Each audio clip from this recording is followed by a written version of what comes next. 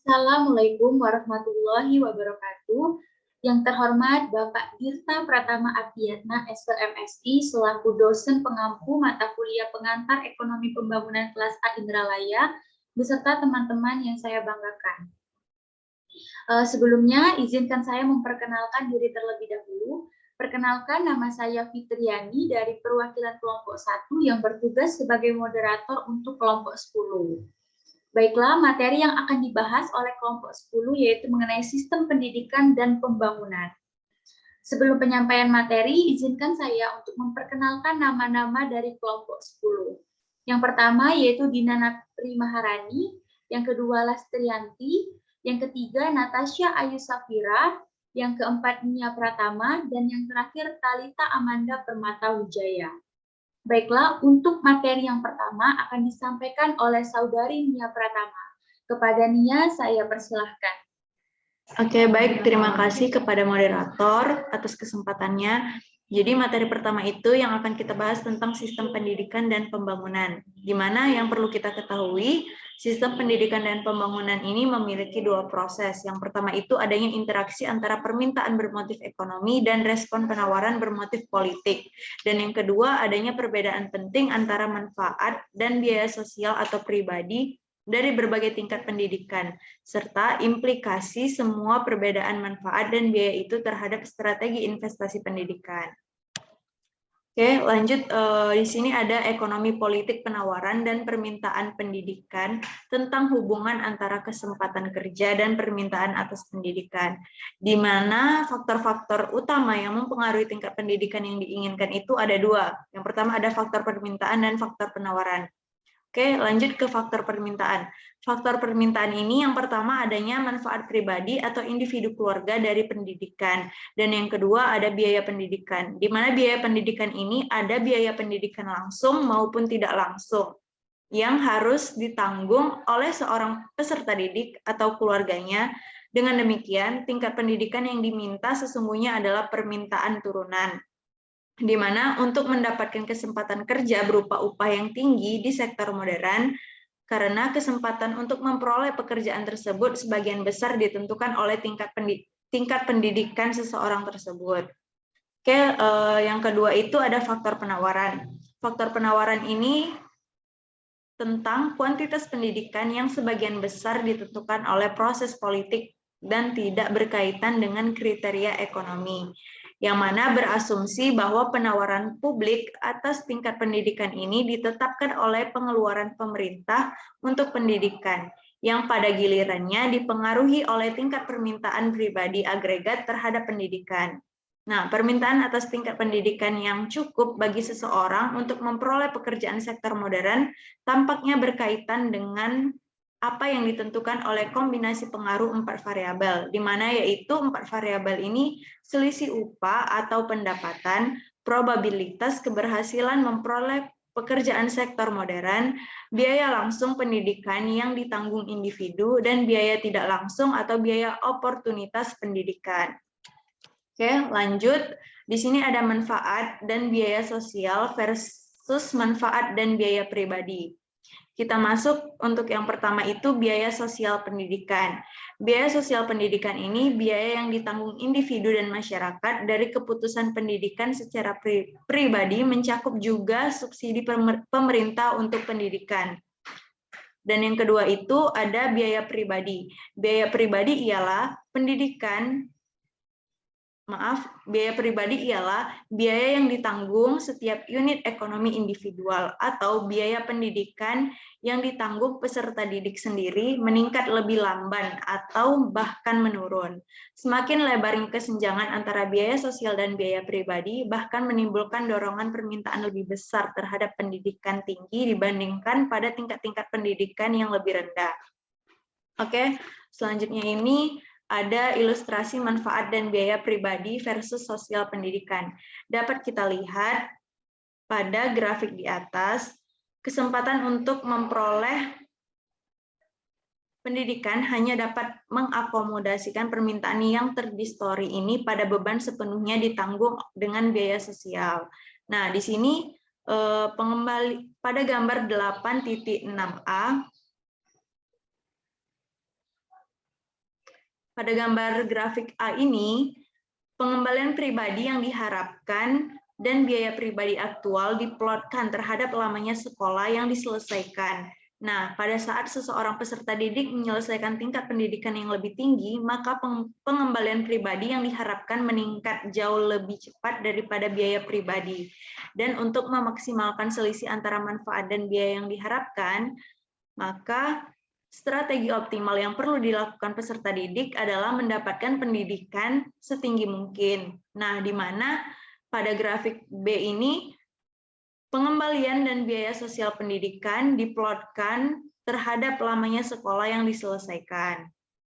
Maka dari itu, upaya menyediakan sekurangnya tingkat pendidikan selama grafik yang ada di tahun ini, ada grafik di titik B, itu tahun bagi semua peserta didik di atas tahun biaya sosial marginal akan melebihi manfaat sosial marginal sehingga tambahan investasi pendidikan publik berupa unit sekolah baru di tingkat pendidikan lebih tinggi akan menghasilkan tingkat pengembalian sosial neto yang negatif. Nah, pada gambar grafik tersebut juga menunjukkan adanya konflik inherent antara strategi investasi pribadi dan sosial optimal. Nah, konflik ini akan terus terjadi selama penilaian investasi pendidikan dari sudut pandang pribadi dan sosial semakin divergen seiring peserta didik bergerak menaiki jenjang pendidikannya. Nah, karena adanya investasi kebijakan publik dan swasta yang tidak tepat, terkaitnya dengan selisih upah, selektif pendidikan, dan penetapan harga layanan pendidikan. Akibatnya, perhitungan pribadi individu mengenai nilai dari pendidikan melebihi nilai sosialnya juga harus memperhitungkan masalah penganggurannya. Oke, di sini mungkin sekian presentasi dari saya. Selanjutnya akan dilanjutkan oleh teman saya Dina. Kepada Dina, kami persilakan. Materi selanjutnya yaitu mengenai distribusi pendidikan. Sumber daya manusia merupakan salah satu komponen sentral dalam pembangunan suatu bangsa. Salah satu cara untuk meningkatkan kualitasnya adalah dengan pendidikan, baik pendidikan formal maupun informal, karena pendidikan berguna untuk menggapai kehidupan yang lebih memuaskan dan berharga. Keberhasilan suatu negara untuk memajukan pendidikan akan membawa perubahan tidak hanya pada sektor ekonomi, namun juga pada sektor politik, sosial, dan budaya. Disadari bahwa salah satu kunci keberhasilan pembangunan ekonomi adalah komitmen yang kuat dalam membangun pendidikan. Negara-negara yang berhasil dalam pembangunannya secara umum telah menjamin bahwa manfaat pendidikan tersedia secara luas dalam perekonomiannya, baik bagi orang miskin ataupun kaya, di desa dan di kota. Distribusi pendidikan mempunyai implikasi kuat terhadap dampak pertumbuhan yang dapat mengurangi kemiskinan. Di negara maju, pada umumnya memiliki kualitas pendidikan yang baik karena pemerintahnya menitikberatkan pendidikan dalam membangun negara dan bangsanya, sehingga kualitas pendidikannya bisa dirasakan oleh semua golongan. Sedangkan pada negara berkembang, kualitas pendidikannya tergolong rendah karena kurangnya kesadaran masyarakat tentang pentingnya pendidikan dan pemerintah kurang berkomitmen dalam mengatur pendidikan. Seringkali pendidikan menghadapi masalah yang sangat kompleks, diantaranya yaitu kemerataan pendidikan di masyarakat, alokasi dana pendidikan yang relatif rendah dari pemerintah, dan terbatasnya sarana dan prasarana pendidikan. Kita dapat menggunakan kurva Lorenz untuk membahas distribusi pendidikan. Kurva Lorenz pendidikan adalah kurva yang digunakan untuk melihat perubahan kemerataan distribusi pendidikan. Semakin mendekati garis diagonal, distribusi semakin merata. Semakin menjauhi garis diagonal, distribusi semakin timpang atau semakin tidak merata. Anggaplah sumbu X sebagai proporsi kumulatif jumlah penduduk dan sumbu Y sebagai proporsi kumulatif lama sekolah. Di sepanjang garis diagonal pemerataan sempurna atau perfect equality, setiap orang di negara tersebut memiliki lama bersekolah yang sama. Semakin dekat kurva Lorenz ke garis diagonal, maka makin merata pula distribusi pendidikan di negara tersebut.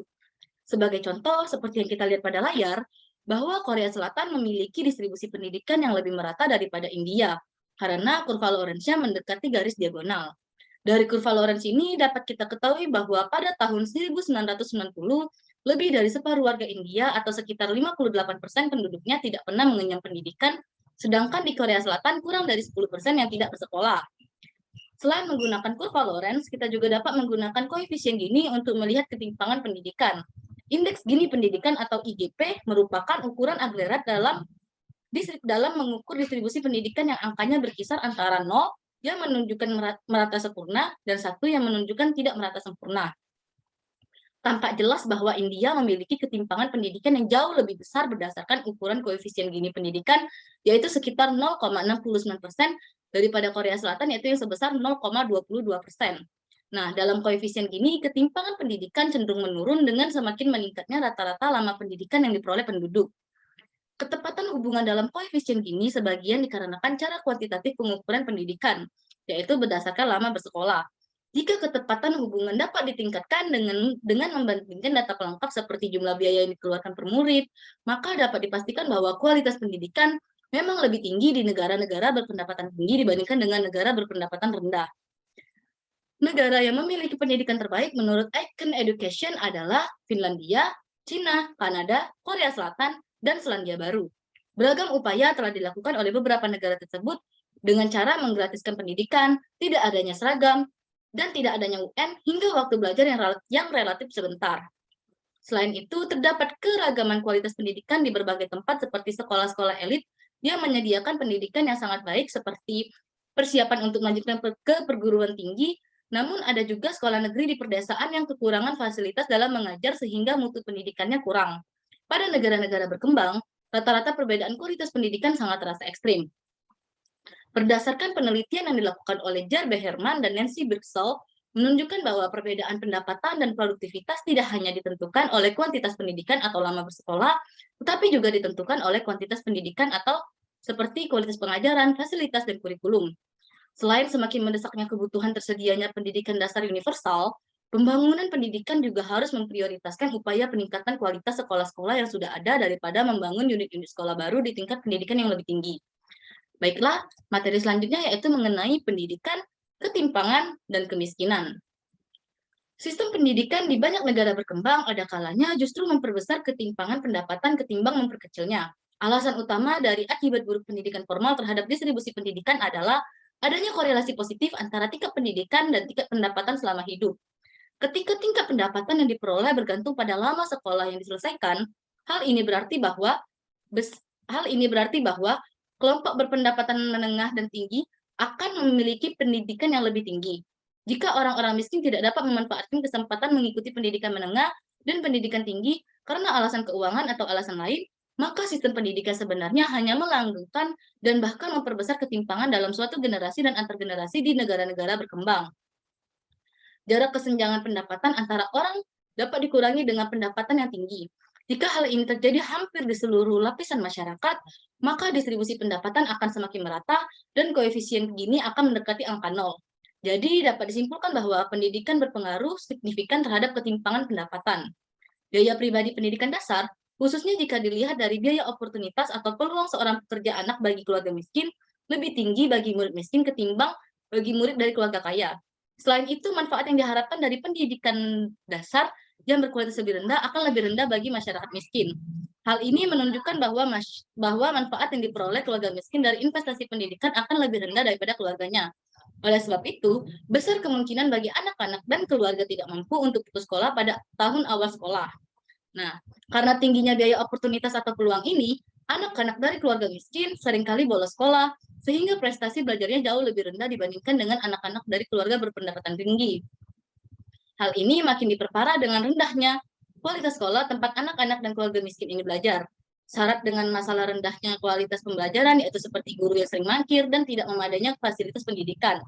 Terlepas dari adanya wajib sekolah pendidikan dasar di negara berkembang, pada wilayah perdesaan banyak anak-anak yang tidak dapat meneruskan pendidikan mereka ke jenjang yang lebih tinggi karena terhalang biaya. Proses finansial dari peminggiran orang-orang yang relatif miskin ini selama beberapa tahun pertama pendidikan mereka seringkali diperberat dengan besarnya uang sekolah di tingkat pendidikan menengah. Oleh sebab itu, tingginya biaya dari pendidikan yang berkualitas menjadi penghalang bagi keluarga yang berpendapatan rendah yang seringkali tidak dapat meminjam uang untuk membiayai pendidikan anak-anak mereka. Akibatnya, berkembanglah sistem perolehan dan seleksi pendidikan yang tidak berdasarkan pada kriteria prestasi, tetapi berdasarkan tingkat pendapatan keluarga. Nah, tidak egaliternya sistem pendidikan di banyak negara berkembang semakin diperparah di perguruan tinggi.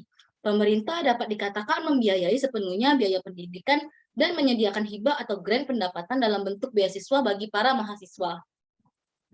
Baiklah, materi selanjutnya yaitu mengenai pendidikan, migrasi internal, dan pengurasan intelektual. Pendidikan merupakan faktor penting yang mempengaruhi migrasi dari desa ke kota. Adanya hubungan positif antara pencapaian pendidikan seseorang dan kecenderungannya bermigrasi dari desa ke kota.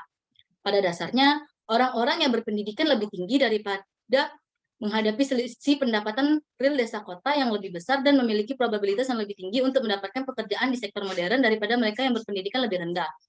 Pendidikan juga berperan dalam migrasi internasional di kalangan pekerja berpendidikan tinggi yang disebut dengan pengurasan intelektual atau brain drain.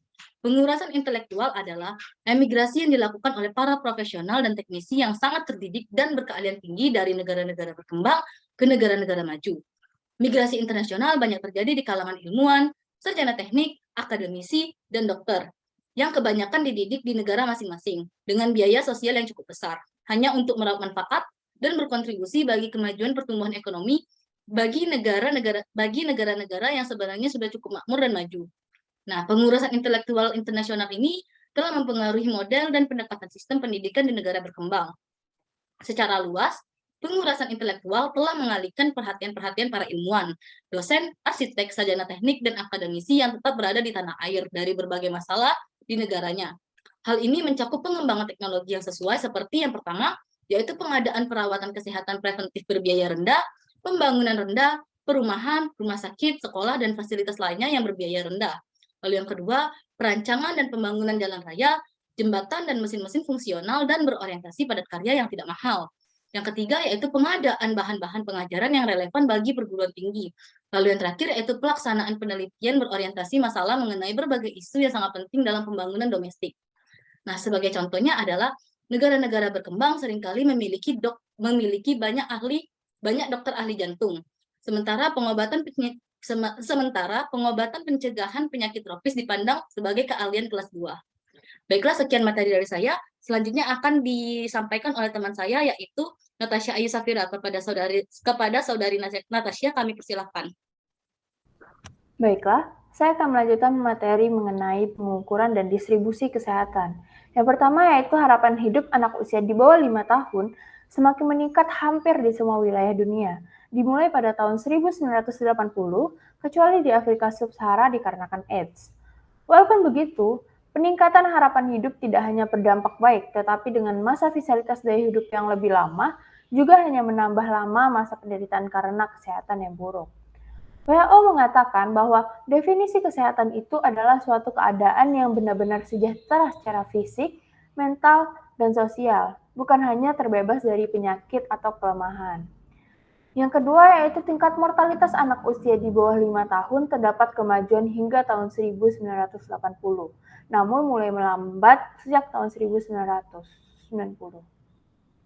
Tren global serta pada tahun 1960 sampai tahun 1980 sangat bagus kemajuannya.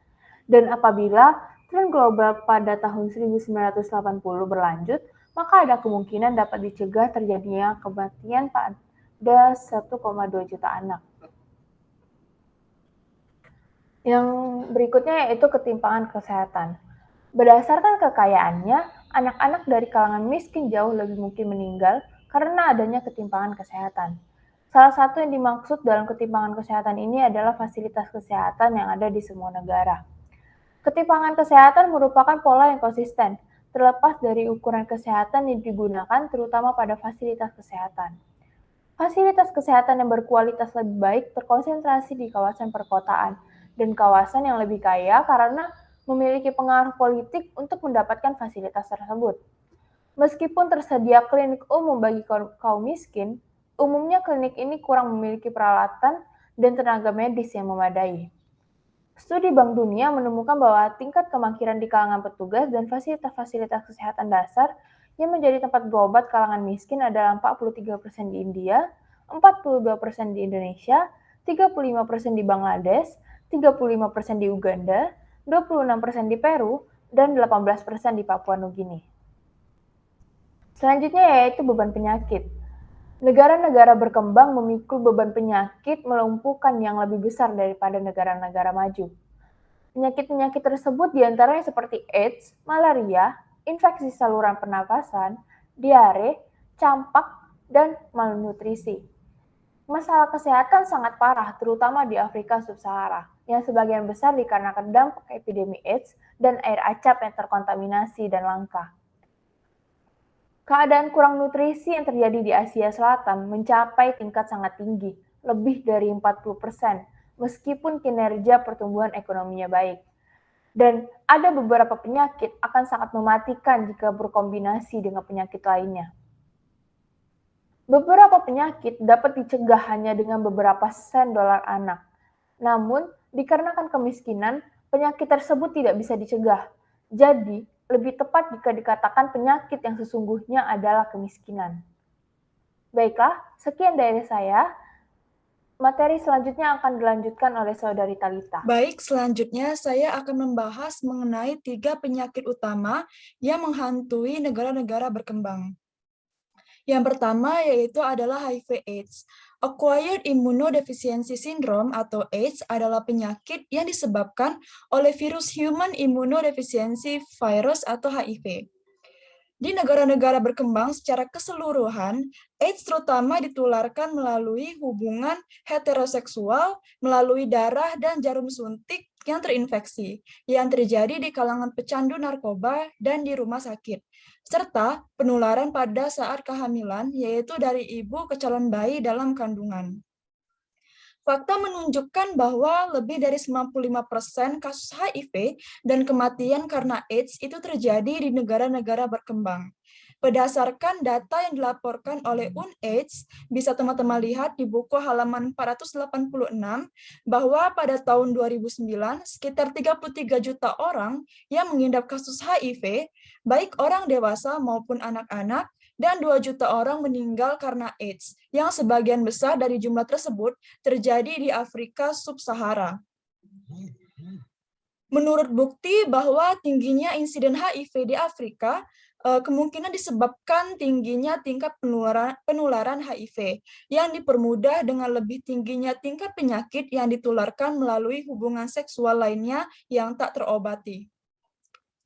Sebelumnya telah ada kemajuan yang dicapai melalui pengadaan obat antiretroviral yang mahal bagi negara-negara berpendapatan rendah dan rendah menengah, yang dijual dengan harga murah atau bahkan diberikan secara cuma-cuma.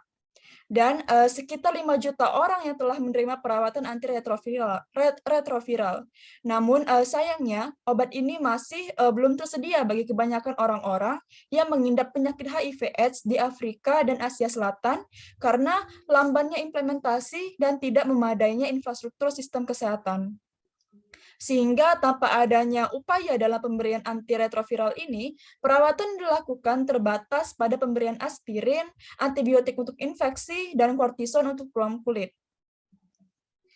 Karena perhatian dunia telah berfokus pada AIDS di negara berkembang, terdapat sejumlah program pencegahan AIDS komprehensif, yaitu adanya penyuluhan tentang penggunaan kondom saat berhubungan seksual, penyuluhan untuk setia dengan pasangan, dan tidak menggunakan narkoba.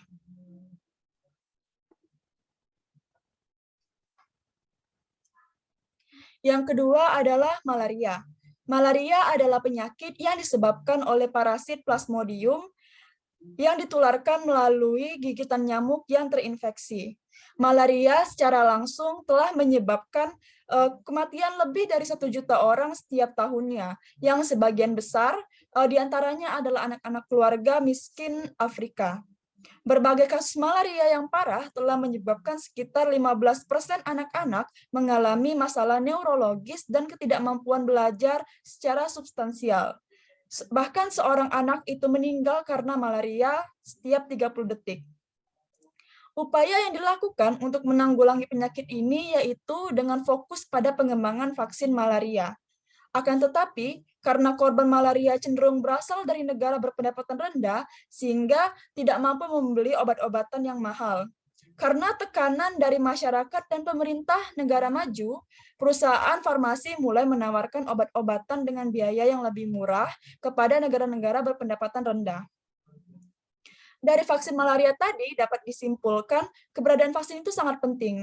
Namun, mengapa tidak ada lebih banyak vaksin yang dikembangkan bagi berbagai penyakit di negara berkembang? Alasan yang dapat dikemukakan adalah bahwa orang-orang yang paling memperoleh manfaat dari adanya vaksin itu adalah kalangan miskin dan oleh sebab itu kurang mampu membayarnya.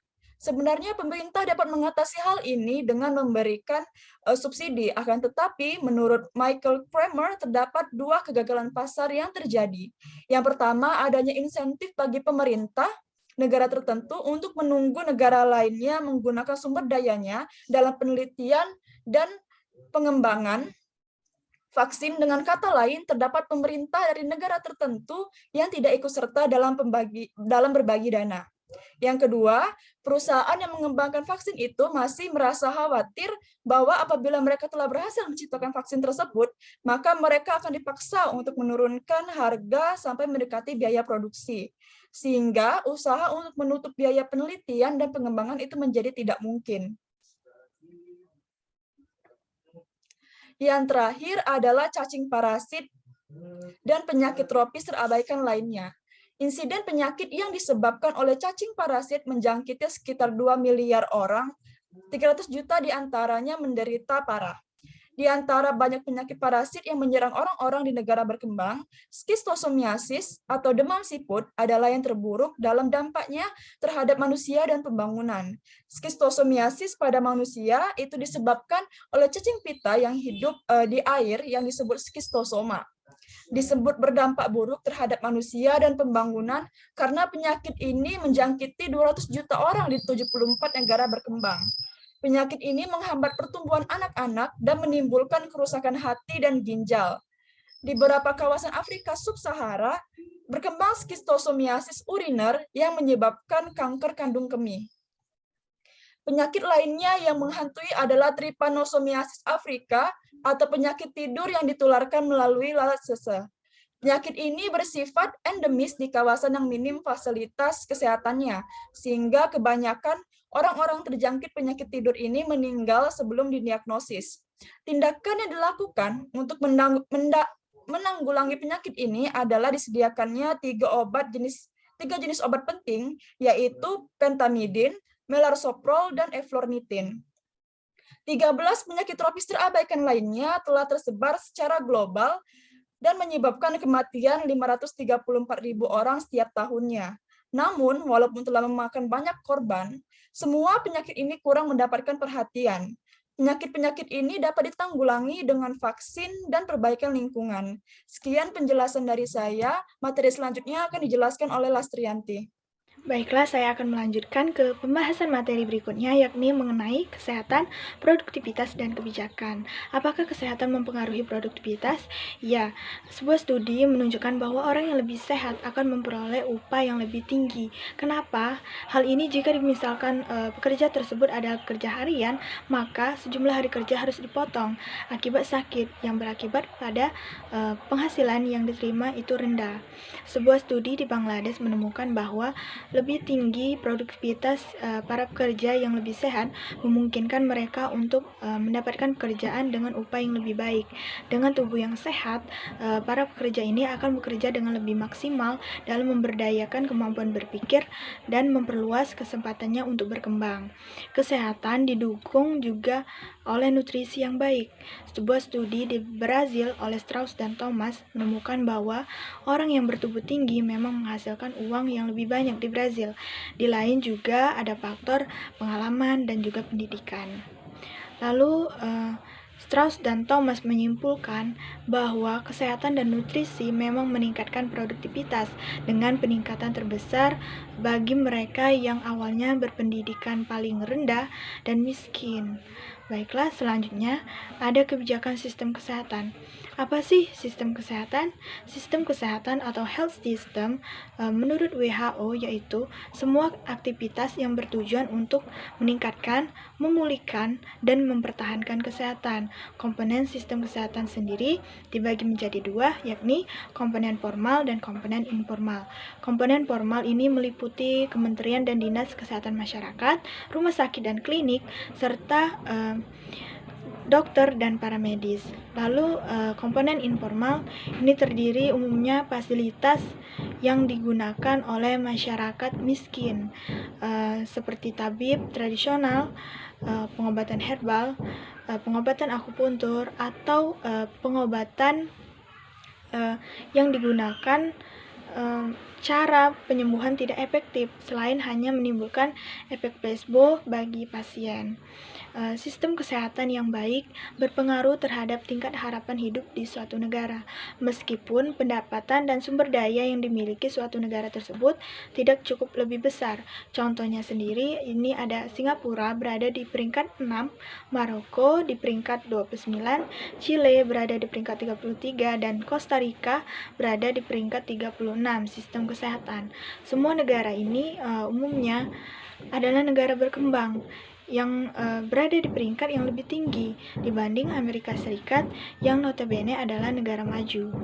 Lalu, studi yang dilakukan oleh WHO di 191 negara anggotanya ini menggunakan 5 indikator kinerja atau performance indicator untuk mengukur sistem kesehatan. Yang pertama, ada tingkat kesehatan hidup penduduk secara menyeluruh. Yang kedua, ketimpangan kesehatan di dalam populasi. Yang ketiga, tanggapan sistem kesehatan, ini kombinasi kepuasan pasien dan kinerja sistem. Yang keempat, distribusi tanggapan di dalam populasi, yakni seberapa baik layanan sistem kesehatan menurut persepsi orang-orang yang berada di status ekonomi yang berbeda-beda. Yang terakhir, yang kelima, tingkat distribusi atau keadilan dari beban biaya sistem kesehatan di dalam populasi. Pelaksanaan program kesehatan masyarakat secara formal telah memainkan peran penting di negara-negara berkembang. Namun sebagian sistem kesehatan menggunakan dana publik dengan tidak efisien. Ketidakefisienan itu diantaranya sendiri ada yang pertama, pengalokasian dana kesehatan yang salah, yakni menyasar pada layanan pengobatan mahal bagi para pasien yang lebih tua. Dan umumnya ini berasal dari kalangan kaya, seperti pasien kanker dan penyakit jantung. Dan yang kedua, yakni para dokter terdidik dengan dana subsidi publik seringkali mempraktikkan keahliannya di perkotaan yang kaya atau bermigrasi ke negara maju. Dan yang ketiga, yakni kampanye kesehatan preventif atau langkah pencegahan dan perawatan medis dasar yang efektif biaya yang tidak diperhatikan oleh para profesional dan seringkali diabaikan. Kebijakan sistem kesehatan sendiri dapat secara efektif mengurangi kemiskinan yang berhubungan positif juga dengan produktivitas yang telah kita bahas sebelumnya. Perhitungan manfaat investasi kesehatan juga harus mempertimbangkan imbas jangka panjang. Pemerintah memegang peranan yang sangat krusial dalam sistem kesehatan, sebagaimana disimpulkan oleh WHO, yakni manajemen kesejahteraan penduduk yang dilakukan secara seksama dan bertanggung jawab. Suatu pelayanan merupakan esensi pemerintah yang baik. Kesehatan penduduk selamanya menjadi prioritas nasional. Tanggung jawab pemerintah atas hal ini dan terus berkelanjutan dan bersifat permanen. Baiklah, sekian dari saya kembalikan ke moderator. Terima kasih kepada kelompok 10 atas penyampaian materinya. Dari penyampaian materi yang sudah dijelaskan, dapat disimpulkan bahwa dalam sistem pendidikan dan pembangunan, terdapat faktor utama yang dapat mempengaruhi tingkat pendidikan, yaitu faktor permintaan yang terdiri dari manfaat pribadi dan biaya pendidikan, serta faktor penawaran yang merupakan kuantitas pendidikan yang dapat ditentukan oleh sistem politik dan tidak berkaitan dengan kriteria ekonomi. Selain itu, distribusi pendidikan di antara negara berkembang dan negara maju juga berbeda. Hal ini dapat dilihat dari kurva Lorenz pendidikan dan koefisien Gini yang menunjukkan bahwa di Korea Selatan, distribusi pendidikan ini jauh lebih merata dibandingkan dengan di India. Selain itu, juga terjadi korelasi yang positif di antara tingkat pendidikan dan tingkat pendapatan selama hidup. Hal ini akan memperbesar kesenjangan antara si miskin dan si kaya.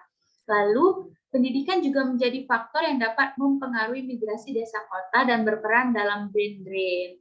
Hal ini dapat dilihat dari banyaknya akademisi dari negara berkembang yang lebih memilih untuk melanjutkan karirnya di negara maju. Selain itu, di negara miskin dan berkembang juga terdapat banyak ketimpangan kesehatan dan beban penyakit. Penyakit yang biasanya dialami seperti AIDS dan HIV, kemudian ada malaria, cacing tropis, dan penyakit tropis lainnya. Oleh karena itu, dibutuhkan suatu kebijakan sistem kesehatan di mana semua aktivitas ini ditujukan untuk meningkatkan, memulihkan, dan mempertahankan kesehatan bangsa dan negara. Baiklah, sekian presentasi pada hari ini. Semoga materi yang disampaikan dapat bermanfaat bagi kita semua. Apabila ada kata yang salah, saya selaku moderator pada pagi hari ini mohon maaf. Kepada Allah, saya mohon ampun. Terima kasih atas perhatiannya. Kami akhiri dengan wabillahi taufiq wal hidayah. Wassalamualaikum warahmatullahi wabarakatuh.